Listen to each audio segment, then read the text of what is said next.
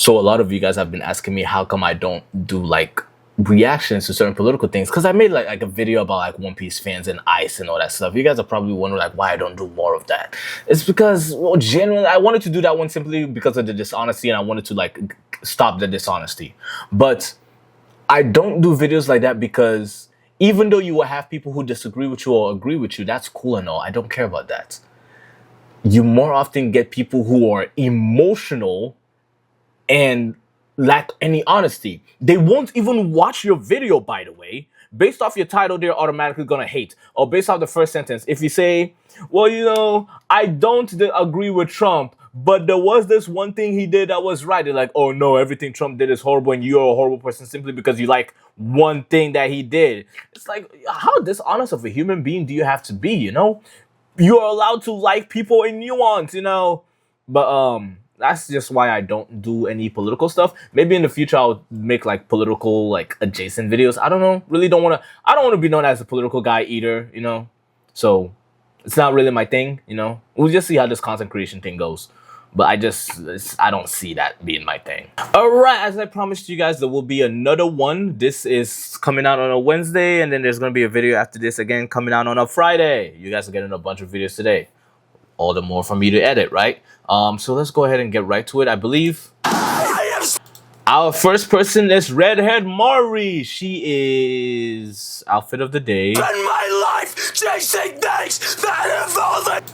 It's a cool outfit, and I will probably get copyrighted by the song. This right here is nnadnodnadd. That's a strange name. I started watching One Piece at the age of 29, and I'm in the middle of the Warship Island arc with the Millennial Dragon. 29. How old are you guys? Yeah, I feel like I'm probably like the oldest person here, you know? I feel like the oldest person watching this video. But like, how old are you guys? And here are my thoughts about it. Freaking love Appice. Also, I don't know how many of you guys watch Studio Ghibli, but I feel like there's a connection or the filler? Like some inspiration about Appice and the castle in the sky and the Laputions and Laputa. I think that's really interesting. I can't remember what came first, like that One Piece episode or a castle in the sky, but that's something I want to look into. I also really feel like Nami is shining a lot more in this pseudo captain role. And I love how Luffy just like listens to her. Eric is an idiot. His hairline is like starts right here. You look crazy, man. You look crazy. And finally, why are you making fun of people's hairline? He is down bad for Appice, and I get it. Good arc so far. I'm curious to see how it ends. I just got to the episode where he falls into the ocean and Luffy's like, don't die on me now. You ain't allowed to die. So I started watching. Nice to meet you, nodnadnod. Alright, Sarah, let's see what you've been doing. You're reading One Piece, a 9-minute video. This one's gonna be biffy. Let's see what you're thinking about. Let's talk about Ace and the ending of MarineFord. I'm sorry it's been a minute since I posted. I hope you all had a lovely holiday season. I definitely did. And I left off having talked about most of MarineFord, but there were definitely some things I missed. So there's going to be spoilers here, and the first thing I want to talk about is Ace's death. I've already talked a little bit about Ace's death, mainly how I love his last words, saying thank you for loving me to his found family and the people that made his life great and accepted him after a childhood of feeling like the world hated him. So good. What I wanted to add was that I was spoiled on the fact that Ace died, and I was kind of worried leading up to his death because I felt like there wasn't enough time to really get attached to him on his own. Like, obviously, because Luffy cares about him, I'm gonna care about Ace because I want Luffy to be happy, but I didn't really care as much about Ace on his own, and I feel like if I wasn't spoiled, that would have made the death that much more surprising and impactful. Like, if I didn't know that he died, I would have felt going into it like there's no way he doesn't make it out of this arc. Like, he has to go have adventures with Luffy. Like, he has so much more to do. We have to learn more about him and all of this stuff. So the fact that he goes out, I feel like could be a really intense shock, along with the fact that One Piece hasn't killed anyone yet at all. However, that being said, because I knew what was going to happen, happen, I was worried that the fact that I wasn't attached to him yet was going to make the death feel less impactful to the story as a whole. But then as I was reading it and as the panels were coming up, I realized that it's about the impact that this event has on Luffy. It's his ultimate loss. And we've seen Luffy over and over again defy the odds and protect the people he loves, and then now we've got the person he arguably loves the most and he can't save him. It's devastating. And the panel of Luffy's face when he just completely loses all consciousness, it's devastating and it hurts. And I hate seeing my perfect little Luffy, I don't know, in this much pain. But of course, the fact that it's such a low for Luffy makes me very curious about how he is going to move past this and move on from it. I'm nervous and sad because I don't want him to have to move through the world without his big brother. But also, I can only imagine how much stronger it's going to make him in the long run. But then, focusing back on Ace, I don't want to make it seem like it's not about him at all, because obviously this is where his life ends. It puts us in an interesting place in terms of storytelling, because now, like going into the post-war arc, we can get flashbacks and learn more about Ace, and it's like, as the story goes on, and we might learn more about him and his relationship with Luffy and Whitebeard or whatever, learn to love him more, it's only gonna make his death hurt worse, which we know already happened and we can't change it, but like we grow to love him more as the story goes on, if that makes sense. And I think that's really interesting. It does. That's really all I have to say. I don't think any other death in fiction has hit me as hard as this death does, and mainly, again, it's because of how much I love Luffy and how devastating this is for him. The only death I could compare it to is like Ned Stark in Game of Thrones, which that's one that I wasn't spoiled for, so I think I actually do have a question. What death in fiction or anything like affected you guys the most? I want to see what you guys have in mind. It might have like hit a little bit harder at the time because I didn't see it coming, and it's like, we just met this guy. He seems like maybe the only good character in this world of messed up people, and now you're taking him away from me. Like we're hopeless. Like, it just feels so devastating. So I don't know, Ace's death feels like that to me. Other stuff I wanted to talk about was first Kobe versus Luffy. I really love this moment because it's the first moment where we see Kobe and Luffy actually having to take different sides and fight, but I also love the way it plays out because during that moment, we only are really getting Kobe's inner monologue. Like, Luffy's mind in that moment is just, I need to get to Ace, I need to get to Ace. That's really all he's thinking about. Kobe, on the other hand, we get a little bit of his like conversation that he's having with himself, and it's almost like he kind of has to talk himself into facing Luffy. He's kind of like, okay, this is it. Like, we are taking different sides. Like, I have to fight him. I have to be strong, whatever. And meanwhile, Luffy just runs up and smacks him in the face and knocks him out. And that's it. And that's just like the difference between the two. But I also like, I can admire both sides. And then I do think Kobe sort of finds courage through that moment and the rest of this battle, and later kind of stands up to everyone, the Marine admirals, and yells at everybody to stop. And I think that's him using hockey. Not sure, but yeah, I don't know. Still, regardless, very cool moment where he finds some inner courage and challenges everyone to stop, like after he's seeing the devastation that this battle has had on both sides. But then, of course, our least favorite Marine, Akainu, is like, no, there's no... Is Akainu my least favorite Marine? No, he's probably like top 4, top 5 for me. I would say my favorite is obviously Garp. Second favorite probably between Kobe and Smoker. And then third favorite is Fujitora. And then Akainu is 5th. Yeah, Akainu is either 4th or 5th favorite Marine for me. Room for a weakling like you here, and he's ready to kill Kobe on the spot. And then Shanks steps in and he's like, dude, that's enough. There's been enough carnage here today. If you want to fight someone, you can fight me and my crew. And just, I don't know, hardcore. I love Shanks, and then also I loved Shanks in this moment because he retrieves Luffy's hat, which is awesome, and then also he decides that he doesn't want to see Luffy yet, even though of course he's concerned about him. He's like, that wouldn't be true on our promise. I can only see Luffy again once he's a stronger pirate than me, or whatever. Like, that's what Luffy swore to him when Shanks left at the Windmill Village. So very cool that Shanks was like honoring that vow that Luffy made when he was a kid. Also, with that, I'm pretty sure this alt art card is of Shanks in that moment picking up Luffy's hat. Super sick. Yes, I'm into the TCG. And while I'm at it... You should have showed us your unboxing of it. This is the best card I've ever pulled. Also loved the comedic relief that Buggy's whole subplot brought to this arc.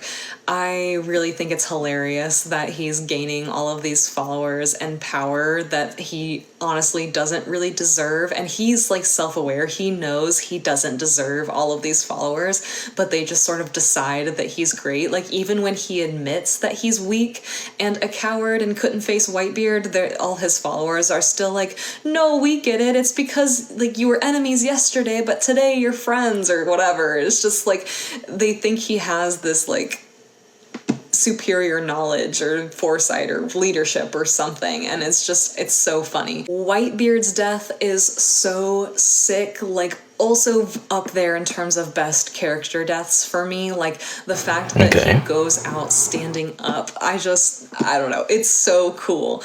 And then of course the reveal that the one thing he was looking for in becoming a pirate was just family. Just the willingness to admit that, and then his friends, like his crew, even laugh at him for that, like, what kind of pirate are you? But of course we like understand that that's all anybody is really looking for, I think. So I don't know, just Whitebeard is a real one, and I'm so sad he's gone because I'm scared at what is left after he's gone. Specifically, it seems like Blackbeard is sort of taking his place, and Blackbeard declares that this is his era, and he literally steals Whitebeard's power. And this reveal was so cool. Like, something about me is that I love a good villain, and Blackbeard is really doing it for me because like he's just so genuinely pirate-like, and he's clearly in it for himself, and he has his own vision, and he's not gonna let anything get in his way, and he's not bound by a moral compass. He's just doing what he wants, and I can't wait to see someone take him down for real. But him coming out with the gravity power and the earthquake power is just so sick. Of course, the best part about Blackbeard coming out on top is the karma that this is for the Marines. Like, you know, in trying to eliminate the threat of Ace being the Pirate King's son, now they went to war with Whitebeard and he lost, and now the entire balance of the world that existed before is totally disrupted, and a new pirate is on top, and he's arguably stronger than Whitebeard, and also much more insane and less restrained in terms of his morals. So, sucks that Luffy and his crew have to deal with it, but it's great that the Marines sort of also have to deal with it, if that makes sense. One other thing that I loved from this arc is the Guardian that Luffy found in Jinbei. I really think it's cool that we see that Jinbei, you know, would only help someone he views as worthy, and then we see him completely do what he can to help Luffy in every respect. And yeah, so love Jinbei as well. I think that's about it. In the next one, we'll talk more about post-war. Okay, that was good. That was really nice. That was quite a meaty video. This is Mari, and this is not even One Piece. This is Yona of the Dawn. I don't know what this is about. Tell me if you guys want, like, what are some like stuff you guys want to see me react to, like some animes or like maybe like TV shows or maybe K-dramas. I said that like 2 episodes ago, I think 2 videos ago. But yeah, tell me if there's anything you guys would like me to react to, and I might actually like start watching stuff and react to them. I usually just all right. Let's see, what is Sunlight this tree about? named Eve that we learn about in Fishman Island. There's a tree of Adam and a tree of Eve. I actually did not know that. I knew there was a sunlight tree. I just did not remember that it was called Eve. So there's a tree of Adam and a tree of Eve. Interesting. Okay. And we've already known about the tree of Adam, which is where the wood for Roger and Luffy's ship came from. So we know that it's like really, really strong, sturdy wood. And we don't know anything besides that, at least not from my knowledge. And when we learn about Eve. Neptune says, the roots of the giant sun tree Eve reach this place and bring the light from the surface down to us. Sun tree, you mean there's a tree that can transfer light 3,000 feet underwater? Neptune says, correct. The scientists have some complicated theories about it, but in essence, it's a mystical tree that emits light from the surface. So they don't really know anything about it, but they call it a mystical tree. So they are acknowledging that it's got something going on with it. And as soon as that was mentioned, I just like locked in and I was like, this is where the devil fruits come from. I have already been theorizing that they come from the sea because it makes so much sense that something that takes the ability to swim from you would come from the sea, because it's kind of trying to find that balance, you know, like you took from me, so I take from you kind of situation. That's how I've always seen the devil fruits. I mean, I've always wanted to know where they come from. And if we take any of the information that we know of the lore of Adam and Eve and that they ate from the tree and, you know, found the root of all evil, I don't know, there's so many like different depictions of the lore, but essentially there's no way that Oda adds in this Adam and Eve trees and that they don't have a significant part of the plot. Like, yes, I'm so glad that they help get, you know, really great ships made and light to Fisherman Island, but I feel like there has to be so much more to them. And considering that I've already been theorizing that these fruits come from the sea, it would make so much sense that they come from Eve. I don't have more information on that, and I really want to know, and so I hope we get to hear more about Eve, because I really do think that this is where the devil fruits come from. I have wanted to know more about the devil fruits and where they originate from as soon as they were introduced, because I think they are such a cool, like, power system. But anyways, that's my theory. I have a couple more that I'm going to make videos about. I'll see you soon. Bye! I look forward to seeing your theories. That's pretty good. I didn't even think about that. There is an Adam tree and an Eve tree. All right, and here is Sakurasakes. She's one of you guys. Yes, she is one of the fans of the channel, and I decided I was gonna start adding you guys to it too. So if there's any one of you guys also out there who make like One Piece content and stuff like that, and you what? Sorry, that sun glare really just ruined everything. If there's any one of you guys out there who makes One Piece content and you'd like to see me react to your videos, go ahead and like message it down below, and like I'll be sure to like add them to the list. Get into that, I want to say that I'm not new to this. I have finished the anime. I'm all caught up. And I've read the manga from the anime on, so I'm caught up on the manga. I just never read Ace Blue through Wano, so that's what I'm doing now. So there will be spoilers. I will theorize. I will make connections to what happens later on. So if you're not caught up, don't watch my videos. Okay? So like right off the bat when this chapter starts, first we get Luffy wondering what fishmen look like, and drawing that. What? Oh, this is Arlong Park, huh? She's in Arlong Park, so this is like her reaction, like her live reaction. And then Nami. And in quick succession, we meet Captain Nezumi,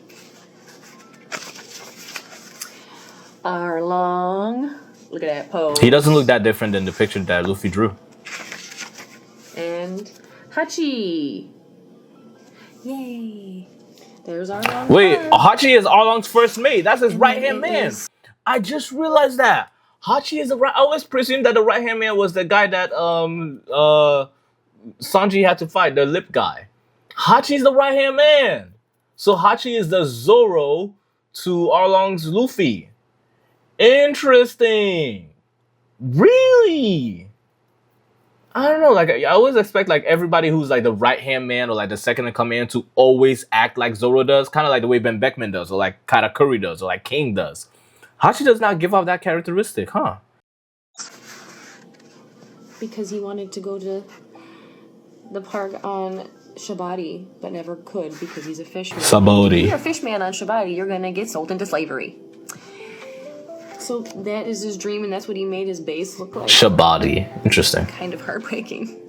And we see what Arlong did to this town, and like houses are upside down, and there's a big, looks like cleave through the middle of the road.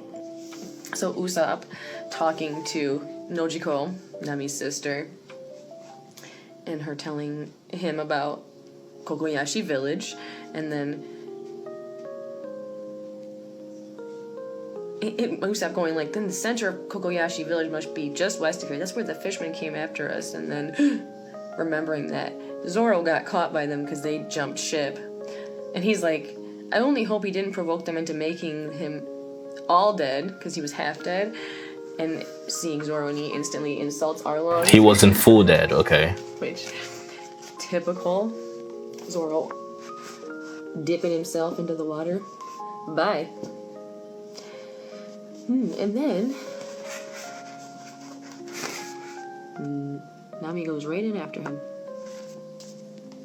And Zoro going, what kind of cold-blooded witch woman can't stand to see a man drown? You jerk! So Arlong doing basically what the world government does and making the villages pay a tribute to him to let them live. And that's what the world government does.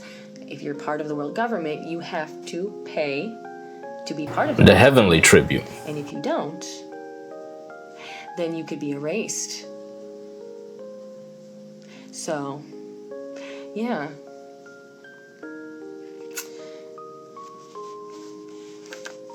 And people say that One Piece is not political. Genzo, man. Genzo's a real one. Everything changed. Tattoo. And later on, we learn that these tattoos were slave tattoos that they branded on themselves so they could co-opt it for themselves. So it was no longer a slave marking, it was now the Sun Pirates marking. And knowing what happened to Arlong now, seeing all this, I'm like, he's just doing what he learned. He's doing what happened to him. And that's what happens. Violence begets violence. If everything that is done to you is violent, you're going to end up being violent yourself, whether you want to or not. Like, if you are good mentally and you can control your emotions, you've got good emotional regulation, you've got good executive function, you can calm yourself down and you can think things rationally. But if you don't, which lots of people do not, you are going to do what you have been taught. It's like generational trauma. It's so cyclical, where the fishmen get oppressed and then they get out of the oppression and then they want to do what the people who oppress them want to do that to them. So taste of your own medicine. That is a common human thing that people want to do. In my experience, hey, a taste of your own medicine. Now you know how it feels. This all makes sense because of what happened to Arlong. And it directly happened to Arlong. So I'm not saying that he's a good guy. I'm not saying that he should have done this. It's just more, I understand why he did it. Humans have to know their proper place in the world. I'm sure he was told that same thing. Probably fishermen have to know their proper place in the world. Later on, we learn at Shabadi and Fishman Island that fishmen are incredibly oppressed. All the prejudices against them. Ooh, and Usopp doing Exploding Star on Arlong to save Genzo. Bro. See, like, Usopp thinks he isn't brave, but he does brave things in the heat of the moment, and he's like, oh shit, maybe I shouldn't have been brave. Literally covering his face with his arms. Usopp saying he is fierce warrior of the seas while his legs are shaking. And Usopp down here saying they call me Usopp the Demon King. More demons. Bruh, and he just picks up a fucking building. Like, well, yeah. Appropriate reaction. You see that Zoro took out all the fishmen at Arlong Park. And was just kind of waiting for them to come back. And saying there's something fishy about that Nami. So, Sanji and Luffy beat up Momo. So no wonder Momo didn't show up when Hachi called him. That Saw Nose is around here somewhere, so I better find our Long Nose. And then Arlong gets back to Arlong Park and sees what Zoro did. Roro Noro Zoro? The pirate hunter? Has he come from my head? He didn't come. We brought him. He was our captive, the one in the sash. That was Zoro. Wait, caught Usopp. Want to cut his throat? It'll cheer you up. In the mood I'm in, I don't know. One thing I'm thinking about now is remember how they said that Ben Beckman was a notable pirate or notable before even Shanks recruited him? Is it the same thing as here? Because Zoro was more popular than Luffy. Everybody knew about Zoro, like at least in the East Blue, right? They knew about pirate hunter Zoro. You know, he was a famous bounty hunter. So is it the same situation where everybody knew about Zoro and then he got recruited by Luffy? Or like with like for example, what's the name? Robin. Robin was way more popular than Zoro. Everybody knew about Robin, you know, Demon Child Robin. And then she got recruited to, you know, by Luffy. So like, is it the same thing with Ben Beckman where he wasn't like super strong, but everybody knew about him from like one of the seas, and then he got like recruited? I don't know. I just thought about that.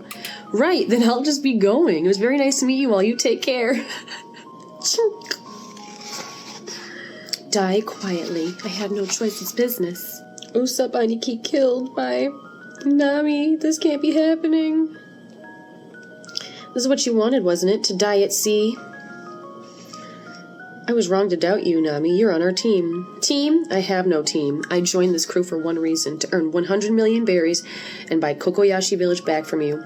This is just business.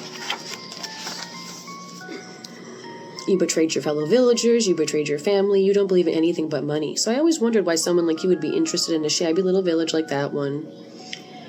That was until I found this in your room.